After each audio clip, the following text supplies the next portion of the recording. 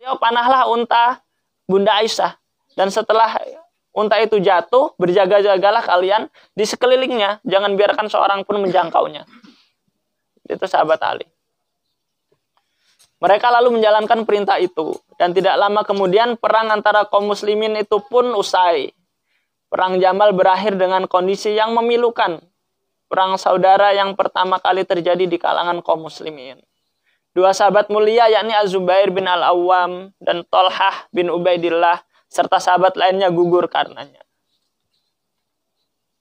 Para sejarawan berbeda pendapat mengenai jumlah orang yang tewas dalam perang itu. Sebagian mereka menyebutkan jumlahnya adalah 10.000 orang. Coba. Besar berarti. 10.000 orang yang tewasnya 10.000 orang. Jadi kan banyak kok ini. Susah kalau ada orang banyak itu ya. Mana yang benar-benar orang beriman, mana yang munafik. Ya, tapi ini Bunda Aisyah sama sahabat Ali tidak terbunuh di perang Jamal ini. Setengahnya dari pihak pasukan Ali. Jadi 10.000 ini setengahnya dari pasukan Ali. Setengahnya lagi dari pihak pasukan Jamal, yaitu Aisyah. Jadi ada 5.000 ya. Bukan. Iya, 5.000 ya. Jadi setengahnya dari pihak pasukan sahabat Ali, setengahnya dari pasukan Ummul Mukminin, yaitu Aisyah radhiyallahu anha. Sejarawan lainnya menyebutkan bahwa jumlah antara mereka yang tewas di pihak pasukan Jamal adalah 13.000. Ada yang berpendapat 13.000. Sedangkan pihak Ali hanya 5.000. Jadi jumlahnya banyak ya. Jadi ada yang berpendapat pasukan Ali yang meninggal ada 5.000 sahabat. 5.000 orang lah ya. Nggak tahu itu termasuk orang-orang munafiknya atau apa. Pokoknya 5.000. Kemudian di pihak Bunda Aisyah ada 13.000. Ada yang berkata 10.000. Iya, kompornya Abdullah bin Sabah.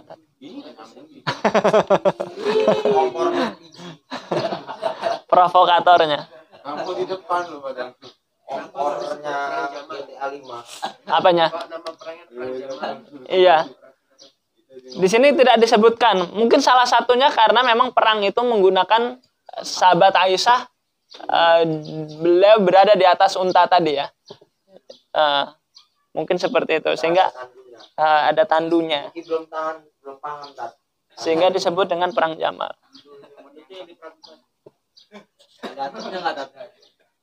Kenapa?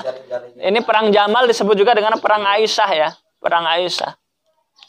Perang Jamal. Karena memang waktu itu Ummul Mukminin sahabat Aisyah radhiyallahu anha, beliau berada di atas unta. Sehingga perangnya disebut dengan perang Jamal.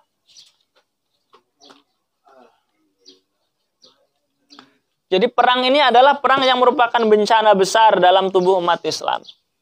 Jadi ya Allah, ini perang yang luar biasa ini. Menguras energi, menguras waktu, dan banyak yang menelan korban. Korbannya kalau orang Romawi mending ya. Ini orang saudara sendiri. Betul. Jadi orang-orang munafik itu sangat dahsyat ya. Sangat dahsyat fitnahnya. Iya. Kenapa? Ya dari berbagai macam. Iya. Dan memang sebagiannya pasukan Abdullah ibnu Sabah sebenarnya bergabung di situ supaya terjadi chaos. Gitu. Apa? Meninggal lah manusia. Di sininya enggak pas perang enggak meninggal. Enggak, pas di perang Jamal. Pas perang Jamal enggak meninggal dia.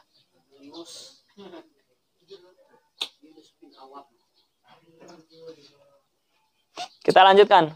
Jadi perang ini merupakan bencana besar ya bagi umat Islam. Mereka menggunakan pedang untuk menebas diri sendiri. Padahal sebelumnya mereka tidak pernah mengangkat pedang kecuali untuk meninggikan agama Allah. Artinya menebas diri sendiri itu untuk membunuh saudaranya semuslim ya. Karena memang terjadi fitnah. Perang ini juga berpengaruh besar terhadap laju pembebasan atau ekspansi wilayah Islam. Jadi wilayah Islam itu udah nggak bisa ekspansi lagi karena perang saudara kita. hingga beberapa waktu lamanya. Di samping itu, perang antara sesama kaum muslimin menjadi kerap terjadi sejak terjadinya tragedi ini. Jadi setelah perang Jamal, waktu zamannya sahabat Ali, nanti zamannya Muawiyah ya. Terus nanti di dinasti Bani Umayyah itu sering terjadi perang saudara. Luar biasa. Apanya? Iya, termasuk sampai nanti akan teruslah kerajaan Aceh ya. Snokhorgen itu ya dulu ya. Beliau adalah misionaris tapi hafal Al-Quran ya. Hafal Al-Quran, hafal hadis. Tapi tujuannya untuk memecah belah kerajaan Islam, terutama yang ada di Aceh. Ya, Snokhorgen itu orang Yahudi sebenarnya. Al-Quran. Jadi kalau umat Islam ini bersatu, orang-orang yang tidak cinta Islam, orang-orang munafik itu pasti mereka akan kalah. Cara mengalahkan umat Islam itu ya dengan dipecah belah. Salah satunya runtuhnya Turki Utsmani itu kan salah satu orang-orang munafik. Ya, Turki Utsmani itu ya, Khalifah Turki Utsmani ya, itu kan dihancurkan oleh Mustafa Kamal ya. Dia orang sekuler. Dia sebenarnya di belakangnya ya ada Yahudi juga, orang-orang musyrik, orang-orang munafik. Dia mengatasnamakan Islam, tapi dia benci dengan Islam. Jadi ketika dia menguasai Turki itu nggak boleh ada pelajaran bahasa Arab. Azan diganti dengan bahasa Turki. Hagia Sophia yang tadinya masjid dijadikan museum. Sekarang alhamdulillah dijadikan masjid. Kemudian dipecah-pecah kan karena udah Turki khilafah ini pecah, artinya negara ini dipecah-pecah dengan demokrasi. Artinya kita sudah nggak punya pemimpin, punya satu pemimpin. Kalau dulu kita punya satu pemimpin di dunia ini kaum muslimin, khalifah. Iya. Jadi di daerah itu ada gubernur gitu ya. Kemudian ada, ya sama lah kayak kita, cuman presidennya satu. Presiden kaum muslimin.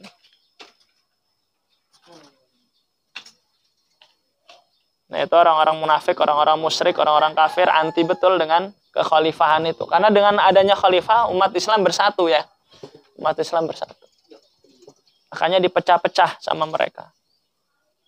Termasuk ketika perang Jamal. Jadi sudah pemecahan umat Islam, perang saudara antara umat Islamnya sudah ada sejak sahabat Ali radhiyallahu anhu. Jadi dipecahnya dari situ. Karena sudah kuat Islam ini. Sudah sepertiga bumi ini dikuasai, 2/3 ya. 2/3 bumi ini sudah dikuasai oleh kaum muslimin. Jadi jazirah Arab itu sudah muslim semua. Sampai masuk ke Afrika, sampai masuk ke Eropa. Itu sudah ini semua. Termasuk ke Asia itu kan. Sampai ke Cina semua udah masuk Islam semua. Iya. Jadi dulu dia udah luar biasa. Tapi karena kita dipecah belah, akhirnya ya hancur lagi.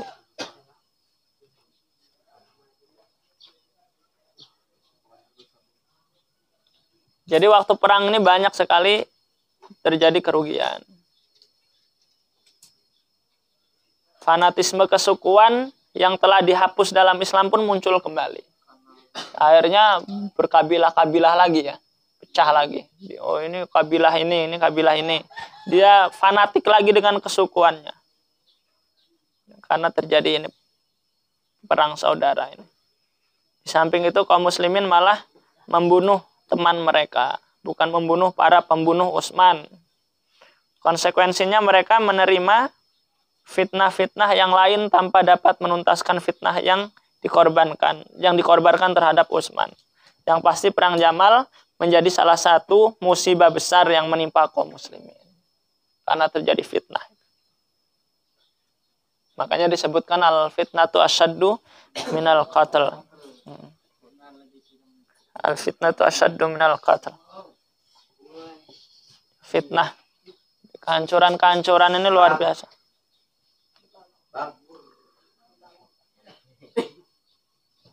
Siapa yang ngantuk? Jadi al-fitnah itu asyaddu minal qatl. Fitnah. Apapun kesimpulannya, yang jelas perang saudara itu telah usai. Ali memulangkan Ummul Mukminin ke rumahnya dengan dikawal oleh 40 prajurit serta membalikannya dengan semua keperluan berupa hewan tunggangan, bekal perjalanan, dan harta benda yang lainnya.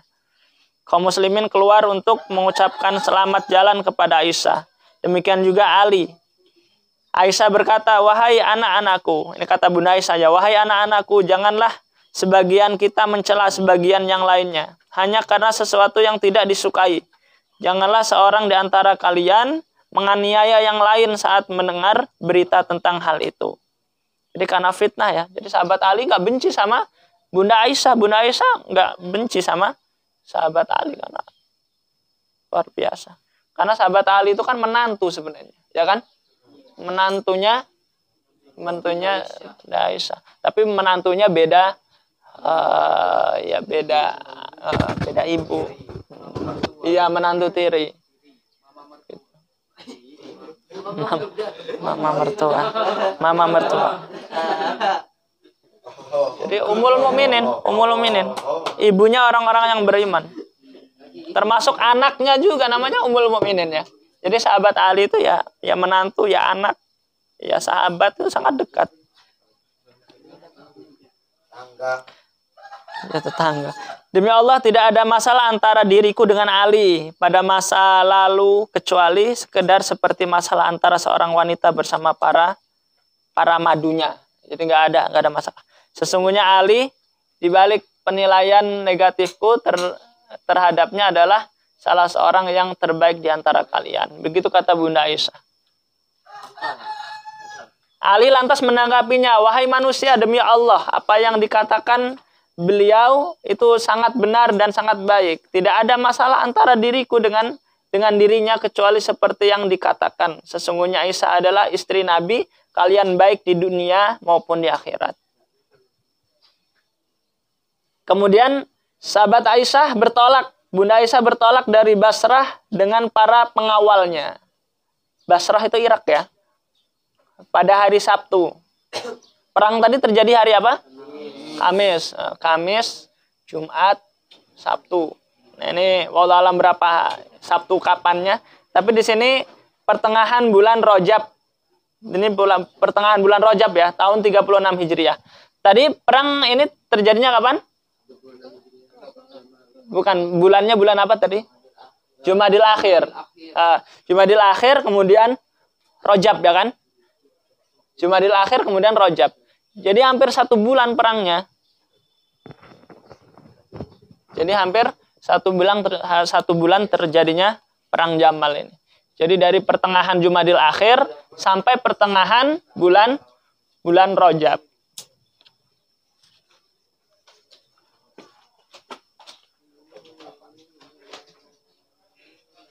Kemudian Khalifah Ali mengantarkan hingga beberapa mil ya, menggunakan unta itu berapa mil.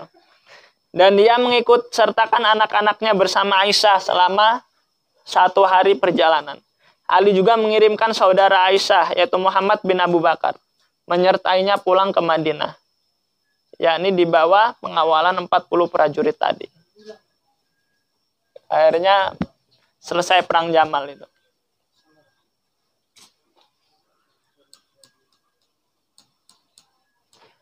Setibanya di rumah, sahabat Aisyah baru menyadari bahwa ternyata para prajurit yang ditugaskan untuk mengawal adalah kaum wanita yang sengaja dipilih Ali. Jadi ternyata prajuritnya itu adalah para wanita yang dipilih oleh Ali. Masya Allah. Wanita tangguh ya. Mereka pakai ini, pakai pakaian, pakai cadar, jadi nggak ketahuan ya. Kalau itu adalah, ya biasalah kalau perang itu kan pakai ini. Apalagi di padang pasir itu kan kalau perang debu itu kan biasanya ya pakai baju perang gitu ya, pakai besi gitu. Baju apa? Zirah namanya ya. Nah itu kan nggak ketahuan itu laki atau perempuan. Ternyata begitu udah sampai di rumah, mereka ternyata adalah wanita. Jadi dipilih oleh sahabat Ali adalah seorang wanita. Hal ini dilakukan sang khalifah sebagai bentuk penghormatan kepada Rasulullah sallallahu alaihi wasallam. Yaitu Aisyah pun menundukkan kepalanya seraya berseru, "Demi Allah, tidaklah ada yang bertambah darimu melainkan kemuliaan, hai Ibnu Abu Thalib, wahai Ali bin Abi Thalib." Jadi dia sangat mulia, sahabat Ali bin Abi Thalib, di mata Bunda Aisyah radhiyallahu anha. Aku sangat berharap seandainya dahulu aku tidak keluar, meskipun segala hal berat akan menimpaku. Hanya saja aku terbujuk oleh ucapan, "Keluarlah engkau untuk mendamaikan kaum muslimin." Hingga terjadilah tragedi tersebut. Jadi sahabat Aisyah ini disuruh ke Basrah, disuruh ke Madinah ya, dari Basrah. Semoga Allah merahmati Ummul Mukminin Aisyah radhiyallahu anha. Sebenarnya dia ingin mencegah terjadinya peperangan, namun kendali perintahnya justru teralih ke tangan orang-orang munafik. Jadi itu tentang perang Jamal. Jam berapa ini? 10:30. Sebentar lagi, ada beberapa ini lagi ya. Biar selesai. Bingung nggak perang Jamal yang saya sampaikan ini? Enggak ya? Jadi terjadinya perang saudara itu karena ada orang munafik, provokator. Posisinya pada saat itu sama dengan posisi Ali. Lalu terjadilah peristiwa menyedihkan dalam perang Jamal, serta peristiwa-peristiwa serupa lainnya sesudahnya. Jadi sama. Tokohnya ya Abdullah bin Sabah itu yang memporak-porandakan barisan kaum muslimin. Pada hakikatnya yang bertanggung jawab atas terjadinya peristiwa itu adalah orang-orang yang memicu terjadinya perang dan pembunuhan. Padahal kedua belah pihak hampir mencapai suatu kesepakatan damai. Para pengikut Ibnu Sabah harus menanggung dosa karenanya. Baik, jadi pengikut Ibnu Sabah yang berpihak kepada Ibnu Sabah, yang mendukung Ibnu Sabah itu yang menanggung dosa karena perang Jamal itu. Berikut pengaruh dan dampak-dampak yang muncul setelahnya, yaitu pada hari kiamat kelak. Naudzubillah. Jadi perang saudara itu akan terjadi terus. Baik, tafadhol. Sampai hari kiamat.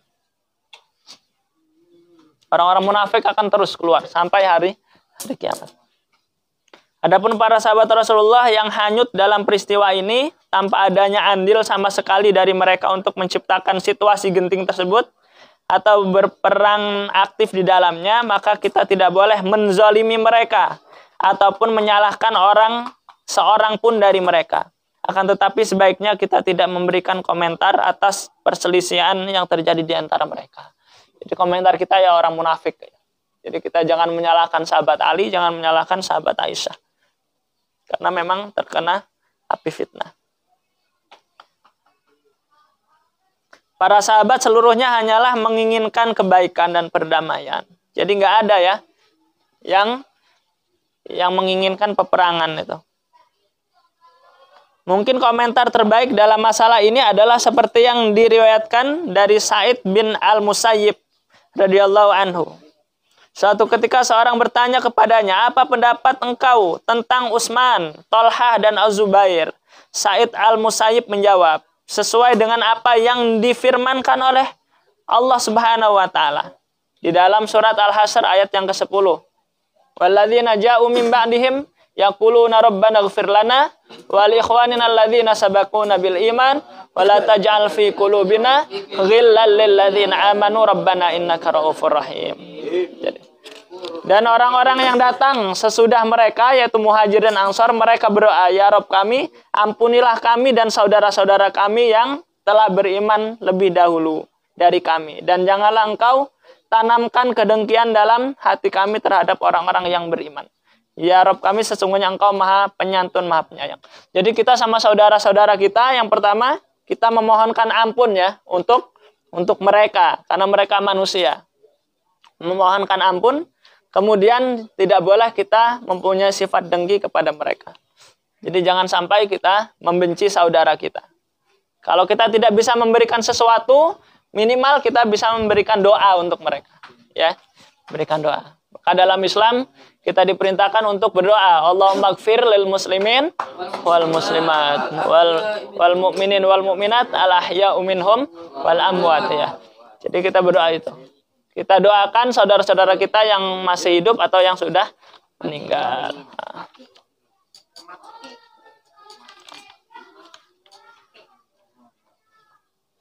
Al-Muhasibi bertutur Al-Hasan Al-Basri pernah ditanya tentang perang di antara para sahabat, perang Jamal ya. Dia menjawab itu adalah perang yang dialami para sahabat Nabi.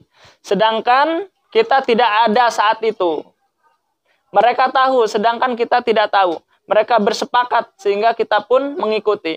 Mereka berbeda pendapat, maka kita tidak berkomentar. Jadi enggak boleh ini. Karena kita tidak ada pada zamannya ya. Tidak mengalami pada zamannya. Al-Muhasibi melanjutkan, kami sependapat dengan Al-Hasan Al-Basri. Kami juga menyadari bahwa para sahabat lebih memahami situasi dan kondisi daripada kita. Maka kami mengikuti apa yang mereka sepakati dan tidak berkomentar atas apa yang mereka perselisihkan. Kami tidak ingin menyampaikan pendapat baru berdasarkan pemikiran kami sendiri. Kami mengetahui mereka telah berijtihad dan menginginkan ridha Allah Subhanahu wa taala, sebab mereka bukanlah orang-orang yang tertuduh dalam agama ini. Yang terakhir, Al-Hasan juga ditanya mengenai darah yang ditumpahkan di antara mereka di perang Jamal ya, yang terbunuh bagaimana? Lalu dia menjawab dengan mengutip ayat, "Tilka ummatun qad khalat, laha ma kasabat wa lakum ma kasabtum, wa la tus'aluna amma kanu ya'malun." Baik, surat Al-Baqarah 134. Kata beliau, itulah umat yang telah lalu. Baginya apa yang telah mereka usahakan dan bagimu apa yang telah kamu usahakan. Jadi kita akan mendapatkan apa yang kita usahakan masing-masing setiap kita. Dan kamu tidak akan diminta pertanggungjawaban tentang apa yang dahulu mereka kerjakan. Jadi mereka bukan tanggung jawab kita. Tanggung jawab mereka masing-masing di sisi Allah. Umar bin Abdul Aziz pernah ditanya, apa pendapatmu tentang Ali, Utsman, perang Jamal, dan perang Siffin? Dia menjawab, Allah menjaga tanganku dari darah itu, maka aku tidak akan melumuri lidahku dengannya. Jadi tidak boleh lidah kita memberikan fitnah-fitnah atau ungkapan-ungkapan yang buruk untuk sahabat Ali, kemudian sahabat Tolhah, Zubair, kemudian Bunda Aisyah ya. Ataupun orang-orang yang meninggal pada saat perang Jamal. Wallahu a'lam bishawab. Jadi kita tidak boleh salah Bunda Aisyah, salah Utsman, jangan saling menyalah. Mereka adalah sahabat yang mulia, radhiyallahu anhum ajmain. Mereka adalah sahabat yang dijamin surga oleh Rasulullah sallallahu alaihi wasallam. Baik, cukup sampai sini. Wallahu a'lam bishawab. Ada pertanyaan tentang perang Jamal? Ada pertanyaan tentang perang Jamal? Baik, kita akhiri dengan hamdalah. Alhamdulillahirabbil alamin. Dan doa kifarul majlis. Subhanaka Allahumma bihamdika asyhadu an la ilaha illa anta astaghfiruka wa atubu ilaik. Wallahu a'lam bishawab. Assalamualaikum warahmatullahi wabarakatuh.